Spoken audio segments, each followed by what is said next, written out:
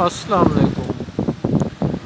मैं हूँ खिज़र क्लासरा और मेरे साथ जो है देश पंजाब के हमारे बड़े भाई दोस्त उस्ताद इंटेलेक्चुअल चौधरी मोहम्मद अकरम साहब मौजूद हैं। तो उनकी ज़ियारत हमें नसीब हो जाती है, इन्हें ढूंढ निकालते हैं। आज भी निकाला है, इनकी मोहब्बत के लिए हमें वक्त देते हैं, समझाते हैं, बिठाते हैं, बड़ी गुफ्तगू होती है। और सर पंजाब में इस वक्त क्या चल रहा है, क्या खबरें आ रही हैं? सुन लो सर। जी हेलो, वालेकुम सलाम सर। जी सर सर सर सर बहुत मेहरबानी सर।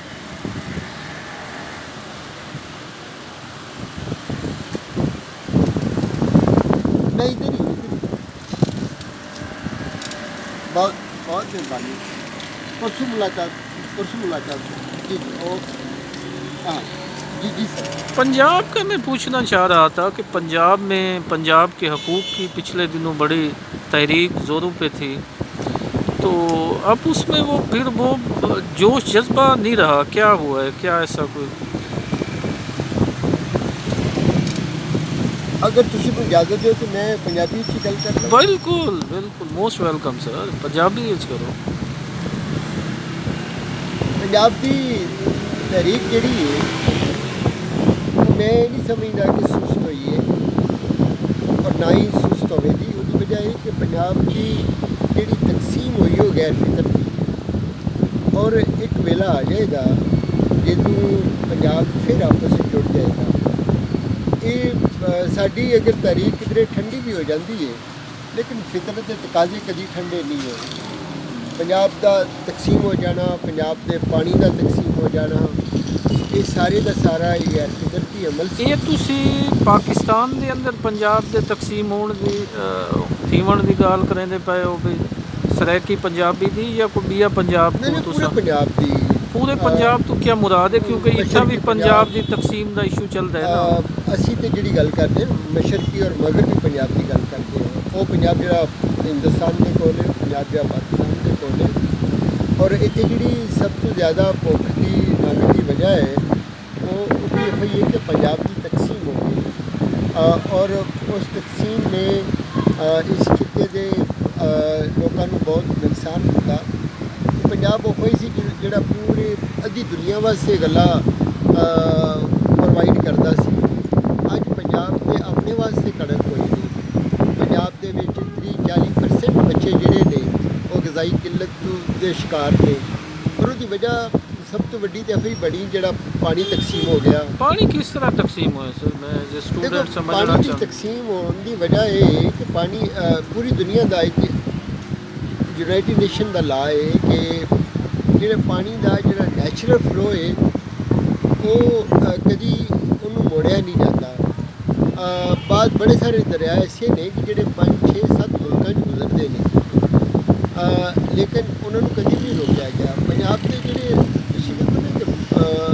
इतने हुण 3 दरिया 2.5 दरिया साढ़े कोल ने, 2.5 हिंदुस्तान के कोल ने और उन्होंने जो 2 दरिया स्पैशली 2-3 दरिया रावी हो गया, ब्याज हो गया, सतलुज हो गया, ये साढ़े बड़े सारे एरिए में सराब करते सन और जिथे बड़ी अच्छी पैदावार होती सी वो सारी बंजर हो गई सारी ज़मीन।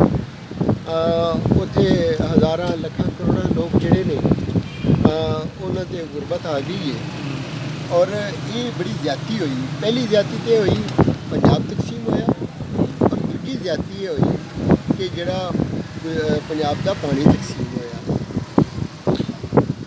और असी जिहड़ी गल करते हैं तकसीम की और इकट्ठे जोड़न की, वो पंजाब पूरे नूं जोड़न की गल करते हैं। नहीं चौधरी साहब, एक पासों तो तुसां जोड़न विच मसरूफ ही वे मशरकी और दूजे पंजाब को, दूजे पासों पंजाब जिहड़ा पाकिस्तान जे पिया वो इट सैल्फ तकसीम के मरहले च नवाज शरीफ साहब के दौर तकसीम की एक मुतफिका पंजाब असैंबली ने करारदाद मंजूर की थी, जिहड़ा कि एक नाकाबिल यकीन एक अमल लगता पिया है। लेकिन नवाज शरीफ साहब ने पीपल्स पार्टी नाल मिल के सिर्फ एक MP ने करारदाद की मुखालफत की और वाकआउट किया कि बाकी पूरा पंजाब तो अंगूठा लाने शामिल है भी इको भी तकसीम करो।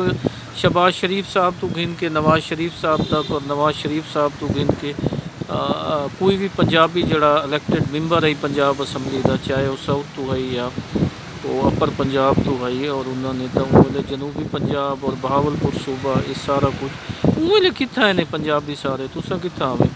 देखो 1947 ਦੇ ਵਿੱਚ ਵੀ ਜਿਹੜਾ ਅਮਲ ਹੋਇਆ ਸੀ ਨਾ ਪੰਜਾਬ ਨੂੰ ਤਕਸੀਮ ਕਰਨ ਦਾ, ਉਹ ਵੀ ਗਲਤ ਸਿਆਸੀ ਬੁਨਿਆਦਾਂ 'ਤੇ ਹੋਇਆ ਸੀ, ਗਲਤ ਸਿਆਸੀ ਸੋਚ ਨਾਲ ਹੋਇਆ ਸੀ। ਔਰ ਹਾਲੀ ਵੀ ਪੰਜਾਬ ਦੇ ਅੰਦਰ ਹੁਕਮਰਾਨ ਜਿਹੜੇ ਨੇ ਆਪਣੇ ਜ਼ਾਤੀ ਮਫਾਦ ਵਾਸਤੇ ਇਹਨੂੰ ਤਕਸੀਮ ਕਰਨਾ ਚਾਹੁੰਦੇ ਨੇ। ਅਗਰ ਉਹਨੂੰ ਤਕਸੀਮ ਕਰ ਲੈਣ ਤਾਂ ਕਿਆ ਖੁਸ਼ਹਾਲੀ ਆ ਜਾਏਗੀ। ਮੇਰਾ ਮੁਰਾਦ ਹੈ ਕਿ ਪੰਜਾਬ ਨੂੰ ਤੁਸੀਂ 10 ਹਿੱਸਿਆਂ 'ਚ ਤਕਸੀਮ ਕਰ ਦਿੰਦੇ ਹੋ ਔਰ ਉੱਥੇ ਇੰਡਸਟਰੀ ਨਹੀਂ ਲੱਗਦੀ, ਉੱਥੇ ਐਜੂਕੇਸ਼ਨ ਨਹੀਂ ਹੁੰਦੀ, ਉਹ ਉੱਥੇ ਜ਼ਮੀਨਾਂ ਦੀ ਜਿਹੜੀ ਇਹ ਤਕਸੀਮ ਮੁਨਸਫਾਨਾ ਨਹੀਂ ਹੁੰਦੀ ਤੇ ਖੁਸ਼ਹਾਲੀ ਆ ਜਾਏਗੀ। ਤਕਸੀਮ ਨਾਲ ਤਾਂ ਕੋਈ ਖੁਸ਼ਹਾਲੀ ਨਹੀਂ ਆਉਂਦੀ, ਖੁਸ਼ਹਾਲੀ ਤੇ ਆਉਂਦੀ ਜੋੜਨ ਨਹੀਂ ਆਖਿਰ ਬਹਰਹਾਲ ਇੱਕ ਪਾਰਲੀਮਾਨ ਨੇ ਉਹ ਚੀਜ਼ को ਦੇਖੋ ਪਾਰਲੀਮਾਨ ਦੇ ਵਿੱਚ ਪਾਰਲੀਮਾਨ ਕਿਹੜੀ ਹੈ, ਪਾਰਲੀਮਾਨ ਦੇ ਅੰਦਰ ਮਜ਼ਦੂਰਾਂ ਦੇ ਕਿੰਨੇ ਕੁ ਬੰਦੇ ਬੈਠੇ ਨੇ, ਹਾਰੀਆਂ ਦੇ ਕਿੰਨੇ ਕੁ ਬੰਦੇ ਬੈਠੇ ਨੇ। लेकिन चौर साहब ये तो थी सकता है कि उन्हें जेड़े पंजाबी कौम परस्त हैं कम अज़ कम एक प्रैस कानफ्रेंस, एक एजिटेशन, एक मुजाहरा प्रैस क्लब के सामने कुछ भी नहीं थी, खामोशी नाल इतना बड़ा काम थी कि ਕਲਾਸਰ ਸਾਹਿਬ ਮੈਂ ਜਿਹੜੀ ਗੁਜ਼ਾਰਿਸ਼ ਕਰ ਰਿਹਾ ਸੀ ਨਾ ਜ਼ਰਾ ਥੋੜ੍ਹਾ ਜਿਹਾ ਮਿੰਟ ਦੇ ਦਿਓ। ਦੇਖੋ ਪਾਰਲੀਮੈਂਟ ਅਸੀਂ ਕਰਦੇ ਹਾਂ, ਪਾਕਿਸਤਾਨ ਦੀ ਟੋਟਲ ਆਬਾਦੀ ਕਿੰਨੀ ਹੈ ਔਰ ਉਹਦੇ 'ਚ ਮਜ਼ਦੂਰ ਕਿੰਨੇ ਨੇ, ਉਹਦੇ 'ਚ ਹਾਰੀ ਕਿੰਨੇ ਨੇ ਔਰ ਉਹਦੇ 'ਚ ਬਿਜ਼ਨਸਮੈਨ ਕਿੰਨੇ ਨੇ ਔਰ ਉਹਦੇ ਵਿੱਚ ਸਰਕਾਰੀ ਮੁਲਾਜ਼ਮੀਨ ਕਿੰਨੇ ਨੇ ਔਰ ਉਹਦੇ ਵਿੱਚ ਜਿਹੜੇ ਟ੍ਰੇਡ ਯੂਨੀਅਨ ਆ ਰਹੇ ਨੇ ਉਹ ਕਿੰਨੇ ਨੇ ਔਰ ਲੇਬਰ ਯੂਨੀਅਨ ਆ ਰਹੇ ਕਿੰਨੇ ਨੇ। ਹੁਣ ਤੁਸੀਂ ਇਹਨਾਂ ਨੂੰ ਸਾਹਮਣੇ ਰੱਖ ਕੇ ਪਾਰਲੀਮੈਂਟ ਵੇਖ ਲਵੋ ਕਿ ਉਹਦੇ 'ਚ ਹਾਰੀਆਂ ਦੇ ਕਿੰਨੇ ਲੋਕ ਬੈਠੇ ਨੇ, ਉਹਨਾਂ ਦੇ 'ਚ ਮਜ਼ਦੂਰਾਂ ਦੇ ਕਿੰਨੇ ਕੁ ਲੋਕ ਬੈਠੇ ਨੇ। ਦੇਖੋ ਪਾਰਲੀਮੈਂਟ ਤਾਂ ਸਾਰਾ ਤਮਾਸ਼ਾ ਹੈ ਨਾ, ਇਹ ਡਰਾਮਾ ਹੈ ਸਾਰਾ ਹੀ। ਉਹਨੂੰ ਤੁਸੀਂ ਵਾਮੀ ਨੁਮਾਇੰਦਗਾਨ ਦਾ ਅਦਾਰਾ ਤਾਂ ਨਹੀਂ ਕਹਿ ਸਕਦੇ, ਉਹਦੇ ਚੰਦ ਲੋਕਾਂ ਦਾ, ਵੱਡਿਆਂ ਲੋਕਾਂ ਦਾ ਇੱਕ ਅਦਾਰਾ ਹੈ ਜਿਹੜੇ ਪੈਸੇ ਦੇ ਸਿਰ 'ਤੇ ਔਰ ਇੱਥੇ ਦੇ ਐਸਟੈਬਲਿਸ਼ਮੈਂਟ ਦੇ ਸਿਰ 'ਤੇ ਇਲੈਕਸ਼ਨ ਜਿੱਤ ਕੇ ਆ ਜਾਂਦੇ ਨੇ ਅਤੇ ਅਸੀਂ ਉਹਨੂੰ ਪਾਰਲੀਮੈਂਟ ਕਹਿੰਦੇ ਹਾਂ। ਪਾਰਲੀਮੈਂਟ ਉਦੋਂ ਪਾਰਲੀਮੈਂਟ ਹੋਵੇਗੀ ਜਦੋਂ ਉਹਦੇ 'ਚ ਮਜ਼ਦੂਰਾਂ ਦੀ ਤਾਦਾਦ ਜਿਹੜੀ ਹੈ ਉਹਨਾਂ ਦੀ ਆਬਾਦੀ ਦੇ ਮੁਤਾਬਕ। चौर साहब बहुत शुक्रिया तुहाडा, तुहाडे नाल ई गल दे उत्ते एक भाई नशिस्त ज़रूरी है कि पंजाब को इकट्ठा करने के दौरान जड़ा पंजाब ऑलरेडी है पिया वो भी तकसीम के मराहल च पिया क्यों, इहदे उत्ते गल अगली नशिस्त च करेसू। बहुत शुक्रिया।